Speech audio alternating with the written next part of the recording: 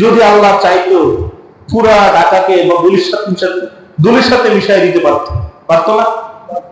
কারো কোনো ক্ষমতা আছে নাকি? কইতেন আমাদের এমন বাহিনী আছে যে ভূমিকম্পকে আটকায় দিব? হয়েছে তো এমন যে আমাদের এত বাহিনী আছে, আমরা চট্টগ্রামের বন্দর থেকে ঘূর্ণিঝড় আটকায় দিব? আমাদের বাহিনী করোনার চেয়ে শক্তিশালী কথা বলছে তো, অহংকার করছে তো? কই? মানুষ ধন সম্পদ টাকা পয়সা সব কিছু থুইয়া দেওয়াইছে কেন?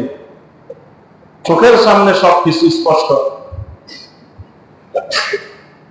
ভূমিকম্প শুরু হয়েছে, আরে আমি আমার সম্পদ গুলি নিয়ে নেই, আমার টাকা পয়সা গুলি নিয়ে নেই, এ সুযোগ নাই।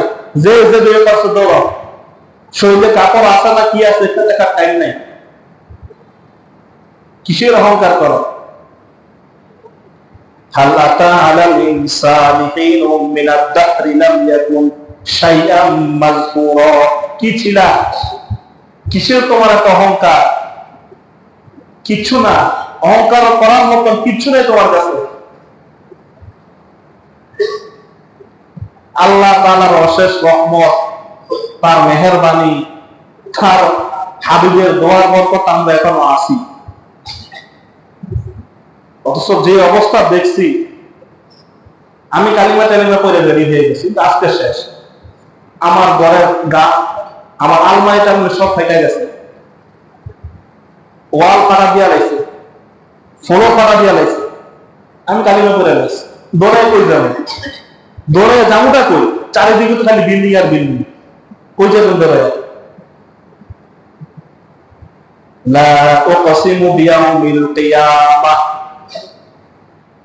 ইযা ওয়াকাআতিল ওয়াকিআহ আল কারিআতু মাল কারিআহ। কিয়ামত যখন শুরু হবে তখন ফালাইতে পারবেন না। কোন এক শুক্রবার এমন অবস্থা হবে, দেখবেন সব কিছু নিচে নেমে যেতেছে, আকাশ ভেঙে যেতেছে।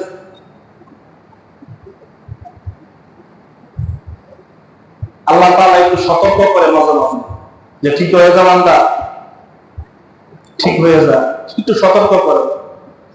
অহংকার করার কোন সুযোগ নাই, কোন শক্তি নাই ঠেকানে।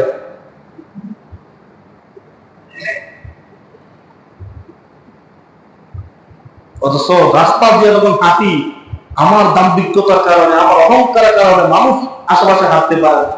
কত অক্ষমতা!